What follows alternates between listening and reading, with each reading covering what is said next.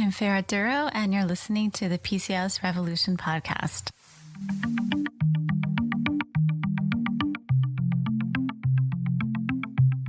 Well, hi everyone, and welcome back to the first episode of Season 5 today.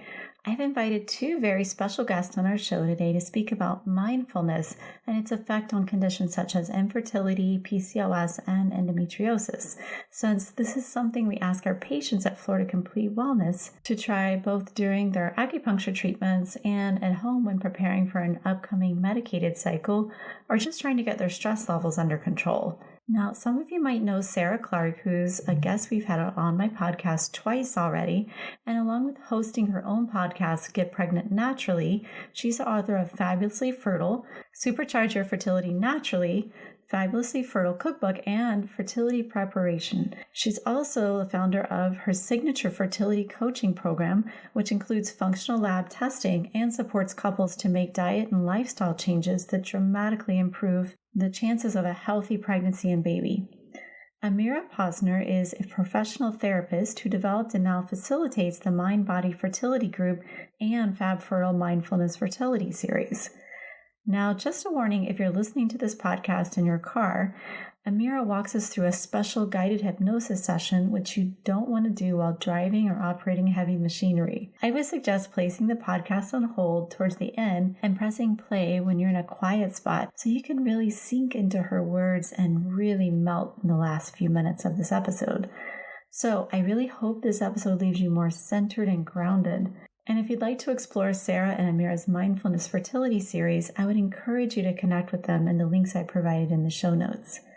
So let's get started. Hey there, everybody. Excited to be with you and excited for Dr. Duro for inviting us to do this presentation today on mindfulness and hypnotherapy. So we're going to be going through a few things. So I'm Sara Clark from Fab Fertile, and we have Amira Posner from Healing and Fertility.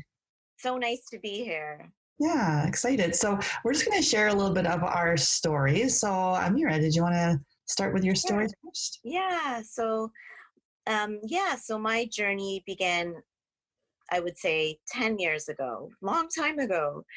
And we were struggling with secondary infertility. So we had actually conceived our daughter, and that was fine. We had no issues. And it was when we were trying for number 2 that it didn't work as quickly as it did. And as the months went on, I panicked and I went to my family doctor, who made a referral to the fertility clinic, and we went there, and they were quite hopeful at first, and they did all the fertility testing, and then they discovered that my husband had a problem with his sperm and that I had little issues with all over from the shape of my uterus to my thyroid.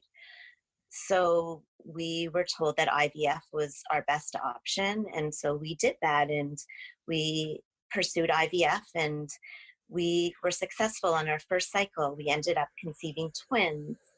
And so this is what moved me into working in this area and helping others get through it, because I remember how emotionally devastating it was. So that's what my experience, and my twins just turned 9 last week. So I'm very grateful. Yeah, wonderful. Yeah, and so mine is, I was diagnosed with premature ovarian failure at 28 and went on to have both of my children with donor eggs. And then years later, at the time I had irregular cycles, I had frequent yeast infections, I had this weird fungal rash on my chest, dandruff all of a sudden, and acne, and I didn't think any of these things were connected to my fertility. So I was lucky enough to have, for us, on the first fresh transfer, to have our daughter, and Ava's 17. So this is way back in the day when you said donor eggs and people were like, what are you even talking about? And then we had 2 embryos left in there, and we went back in, but I was super stressed. I wanted my kids close together. And so I went back in, and those embryos didn't work. So then we had to have to go and get a second donor. And then we were lucky enough on the first fresh transfer to have our son, and our son is now 14. So many years ago. But then as I say, my health began to suffer, and I started getting chronic sinusitis, chronic bladder infections, chronic yeast infections. I remember I had a I had 9 colds after my daughter was born, and every cold went to a sinus infection. And I thought it was a great idea to take antibiotics for every cold. So I completely destroyed all my good bacteria in the gut. And then I had vertigo and toenail infections. And really, excuse me, at that point, my health had kind of taken a nosedive. And then I discovered life coaching. And then when I took the life coaching course, I really had my own personal wake-up call and wanted to go into health and wellness. And I did a health coaching course. And that's where I discovered I had these food sensitivities. So for me, I'm intolerant to dairy, gluten, and later I found out corn. I also took a stool test later on. Found out I had all these. I had H. pylori and other bacterias. I had streptococcus and an abundance of yeast. So as I healed myself through taking some of these inflammatory foods out and looking at these gut infections, gradually my health began to improve. And so my message is really to let people know there's things you can do naturally, taking a functional approach using the tools of functional medicine and combining what we're going to talk about today, mindfulness, hypnotherapy, so the whole mind-body approach to healing the whole body. And really, if you've got these symptoms, because most people, if they're dealing with infertility, there's other things going on in the body. If there's something going on, it's really your body will whisper until it starts shouting in the form of disease. So really being able to kind of clue into some of those signals and really looking at a fully holistic approach to this. So today we're going to talk about mindfulness, and we'll kind of have Amira take it away with talking about just the basics of mindfulness and what it is. And a lot of us, it's sort of a buzzword right now. I think a lot of us have heard about it, but maybe kind of let's just break it down. Yeah. So actually, Sarah, before we get into mindfulness, I wanted to because I'm sure if you haven't heard of mindfulness, people know actually what the opposite of mindfulness is. And I refer to that as automatic pilot, right? When you're just going from A to B and you're not really in your experience. You're more living in your head, and you go to work and you do your job, but you're just not there. Or for me, I remember I was, driving the car the other day and talking on the phone and having a snack, and my hand was petting the dog, and I was doing all these things at the same time, and I wasn't present, right? And so that's autopilot, when we're doing the same thing over and over and we're not even really conscious of it. So mindfulness is the opposite, and it's moment-to-moment awareness of our thoughts, our feelings, and anything that's going on around us. And it's a really fabulous way of relating to our experience. And you don't need to be a yogi to do mindfulness or, join a studio. It's something you can just practice and integrate into your life as it is now. It's just making an effort to be fully present for whatever it is you're doing. So I can give you an example. And so if you're eating a meal, you can, put your phone away, sit there with the food, and be fully present with the meal. So that means picking up your fork and the whole experience, looking at the food, the colors, using your senses to just be in your experience. So chewing your food, what does it taste like? What does it feel like in your mouth? Like all these little things, we just kind of go by, right? So, I know many of you probably think of the breath, or maybe you don't know, but the breath is a common focus that people use in mindfulness. So taking our attention and just getting in touch with our breath. And taking a deep breath in and breathing out. And when you breathe, you may not notice that you breathe a lot from your chest, and you want to move that to your belly. And one way to do this is to take your hand and to put it on your lower belly. And when you breathe in, your belly will go out a little bit. And then when you breathe out, your belly will go in. And it's like a rhythmic motion. And that's another way that you can get just more present in your experience, tuning into your breath. Yeah, I like the one with, because a lot of times we go around and our body, our stomachs are contracted. We're trying to make our stomach all flat and everything. And we don't know that we're kind of like this all day long. Whereas doing the belly breathing, and when I first started doing it, I'm like, it felt like it was the opposite. So like breathing, I was doing it the wrong way. I'm like, so breathing in, and then the belly goes out and you can really feel it rise. And you're just like fully letting that thing just hang out and then fully exhaling. And then actually the exhaling part for me, when I was just trying to exhale every last breath, that actually can be, you're like, oh, wait, let's just kind of get all that out. So exhaling all that sort of the energy too, the in and outside side of things. So it's, and just even to doing that throughout the day, if you're in a stressful situation or if you're in traffic, or even if someone says something to you, before we react, to do that breathing. And it does become a practice where you're like, you find yourself going, oh, wait. And it just, So another huge part though of mindfulness is acceptance, right? Mm-hmm. So it's actually, as we're moving in and being more present in our experience, we're also accepting it. So as you said, like once you kind of move into it and take a deep breath and open up, you're not contracted. So the ABCs are a really good technique that we use in our mind-body group. And so you can think about ABCs of mindfulness. So A is for acceptance. So whatever you're feeling right now, even though you may not like it and it's feeling horrible, I'm just going to bring acceptance to it because I can't change it in this moment, right? I'm still working towards my goals, but all these feelings, I'm just going to accept. And then B is for breath. So now that you've moved into acceptance, this is your time to move back into the present and to take that deep breath. You can even put your hand on your belly. And C is for concentrate. So just stay there for a moment. And that could be a moment of reprieve. Yes, the next moment you may think about, what it is that made you anxious in the first place. But as you do that more often, you'll start to notice a pattern that you have more control over this than you think you do. And you don't need to fall into all those thoughts that take you to those places of catastrophizing. Which is amazing. Yeah. Mm-hmm. Yeah, we want to be there. Mm-hmm. Ruminating about the past or catastrophizing, which is where we find most people are catastrophizing about the future.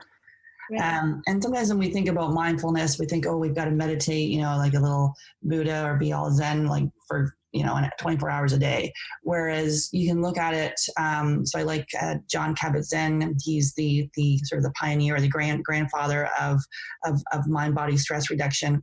And he talks about, and he did an interview with Oprah years ago and talked about, what exactly is mindfulness. And he said, you can actually think about it when you're in the shower.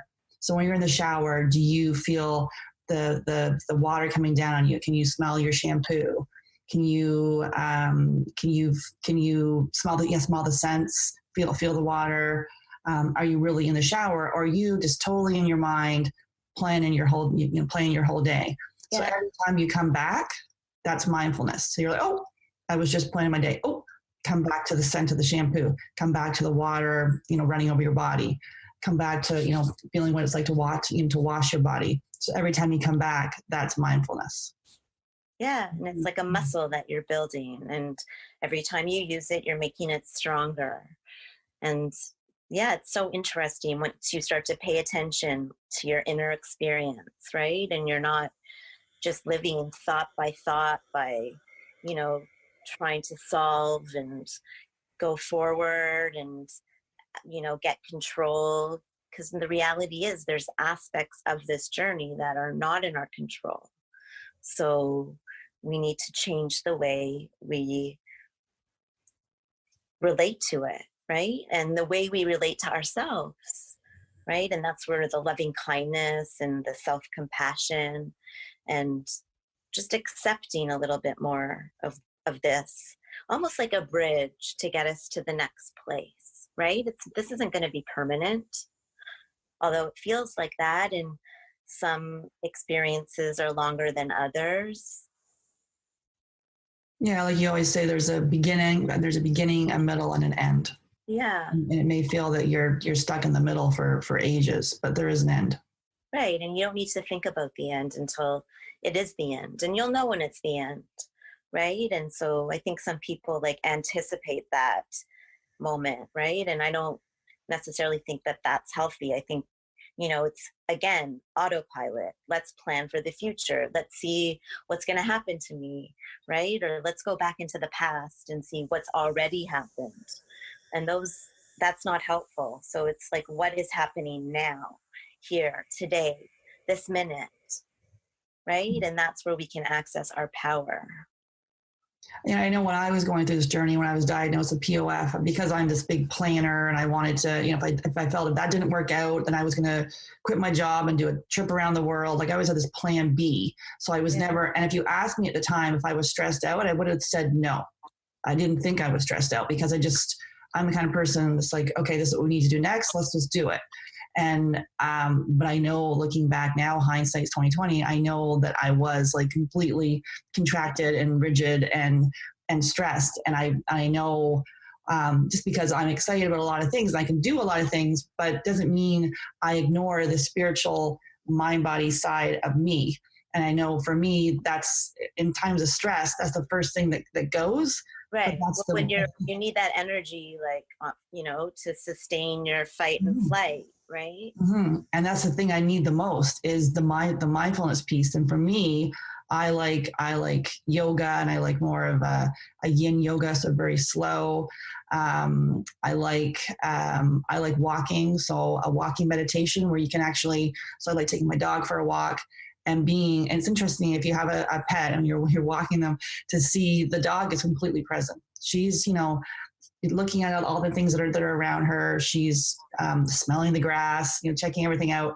Whereas we may be walking beside her, thinking about our day, thinking about all the things that are going on. So to really, as you're walking, to be present, to feel the sun on your face if it's sunny, to smell the air, the ground, especially as we're doing this recording. It's almost about to be spring here, so to really be present on the walk and even feeling your feet as they're hitting the pavement. So really being. I always find when I'm doing my mindfulness exercises outside, like a walk, I always find things or things happen, that normally I wouldn't notice, because I was so caught up in my own thinking or on my phone. So it opens up so much room so we can experience all of it, right? And not just the negative parts. Mm-hmm. Yeah, and to do the walk without the earphones in, to actually hear your surroundings. So a meditative walk is great. Adult coloring, it's not for me, but for some people, a lot of people actually love the adult coloring, very meditative of coloring those books. So that can be a thing to try, the adult coloring.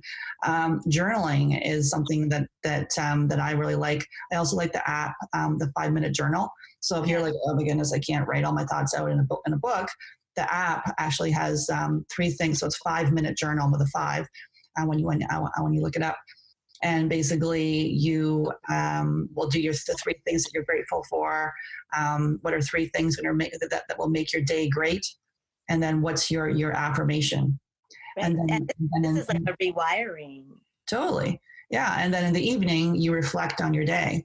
And so, as you say, it's looking, the more you think of the good, the more the good, you're like, well, wait, the good just shows up because you've brought it to you. Right. Just like right now, you're not looking for the good, you're looking for the, negative, and sort of reinforcing that. Mm-hmm. Right. And I don't want to say that you're creating your experience, because that's a lot to put on. And I don't believe in that. What I am saying, or what we're saying, is that we have more power in us to not make this journey so devastating, right? And there's things and tools that we can use to just guide us and empower us and help us feel like we have more control. Mm-hmm. And during our mindfulness fertility group, we we challenge people to do some meditation. So to say to yourself, you know what, I'm going to meditate for 5 minutes a day, and typically it's good to start it in the morning. And we like the apps Calm, CALM, or Insight Timer are good ones to really to really start your day off. So really challenge yourself to say, you know what, how's it going to feel for me to add some meditation? And this is one I had major resistance. I'm like, I do not have time to sit and meditate. Are you kidding me? I did not want to do it. And if someone tells me, usually if a coach or someone tells me to do something, I'm on it. This, I just could not commit to it. And finally in 2018, I'm like, forget it. I'm just going to start meditating. And everyone says this, but I really have to say it just changes your perception of how you relate to the world. And it's just, you come at it in a calmer, more grounded experience. And I remember when I started at 5 minutes, I'm like, I can't do more than 10 minutes. And then I challenged myself to go to 20 minutes. So now I'm almost at half an hour. And I'm like, I don't have half an hour in my day. I'm too busy. Blah, blah, blah. So it is interesting as you keep kind of pushing yourself a little bit further to see, what you can experience in this. And it is being quiet for that amount of time really just opens yourself up. Yeah. Mm-hmm. Yeah, right. And just noticing those thoughts that are coming forward, right, to sort of take you out of being present, and noticing their patterns, and just, if you can label them, then you can label them, right? So, for example, just connecting to your breath, and that's your attention. That's where your attention is. And that sounds like it's a really easy thing to do, but you breathe in and you breathe out, and then your mind will start to wander.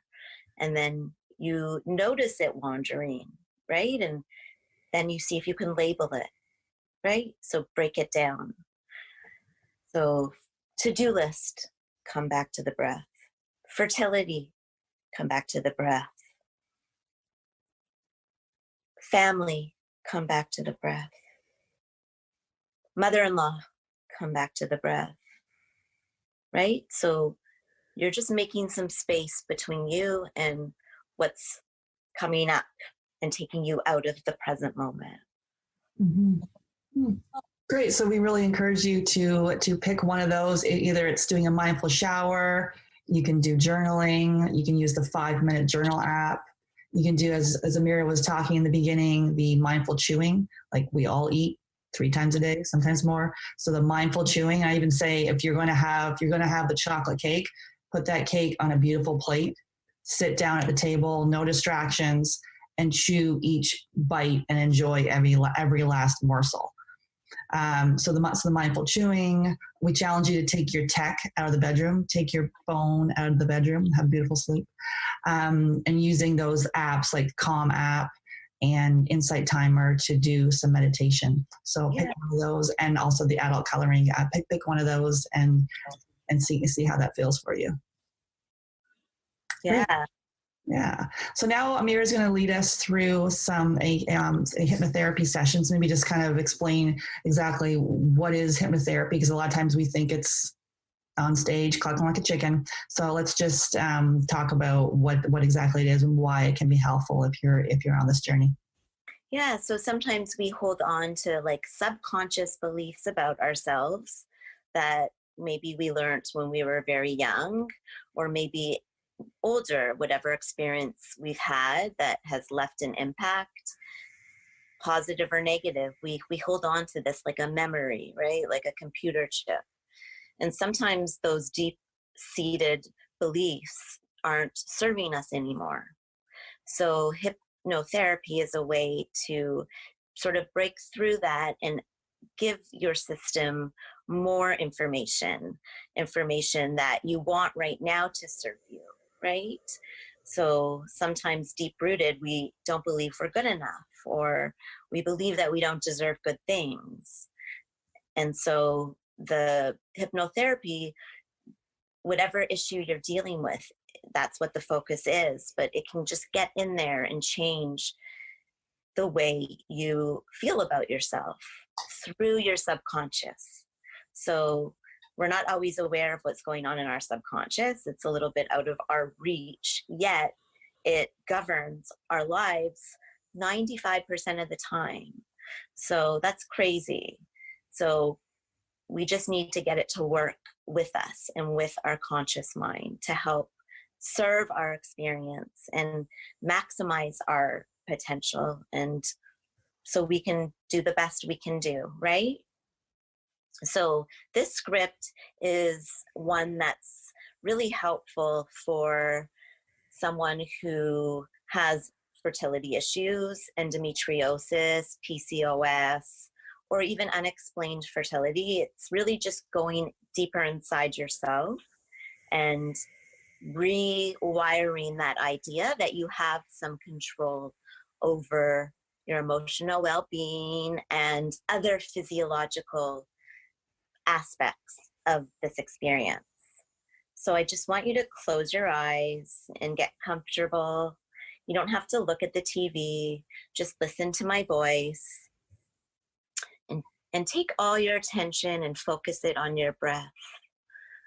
Just breathing in naturally. You can even take your hand and, like we talked about, put it on your lower belly. Breathing in and breathing out. Good. And if you notice a thought come into your mind or you hear a sound, just see if you can label it and then come back to your breath. I just want you to become aware now of the path ahead of you. As you walk along the path, you see in your mind's eye, you may feel a sense of growing curiosity and intrigue as you wonder where this path leads to. You can let your curiosity guide you further along the path. And as you walk, you can feel yourself becoming more relaxed with each step, following the path as it winds and meanders, taking you deeper into your inner world, enjoying the rhythm of your walk, enjoying the sensations of the earth under your feet, breathing deeply and enjoying the fresh air as you become more deeply relaxed with each step. Continue following the path until you see a doorway ahead of you.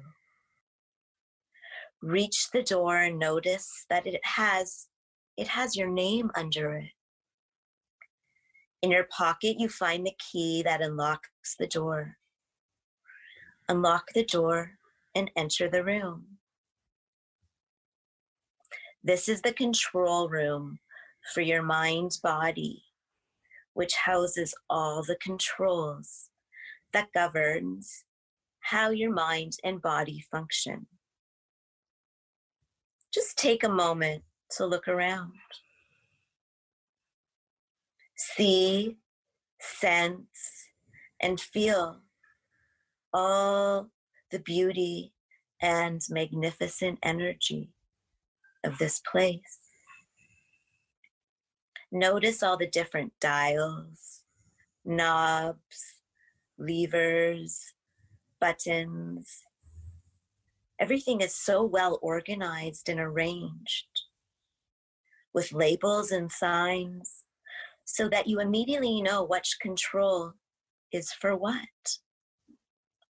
As you continue to explore your control room, you will soon notice the controls that are responsible for balance and well-being and physiological health. And there's also one for your reproductive system and your emotional responses. Notice the current settings. Each control has an optimal setting that will restore balance and well-being. If the controls need to be adjusted to their optimum setting, you can do that now. Perhaps they need to be turned up or down, on or off, higher or lower. Do whatever you need to ensure they are at their optimal setting. As you make these adjustments, you may notice a change or shift in the way you feel. You may notice a chemical response in your body as balance is being restored. When you finish making the adjustments, look around the control room and notice if there are any other adjustments that need to be made so that you can improve your health and well-being.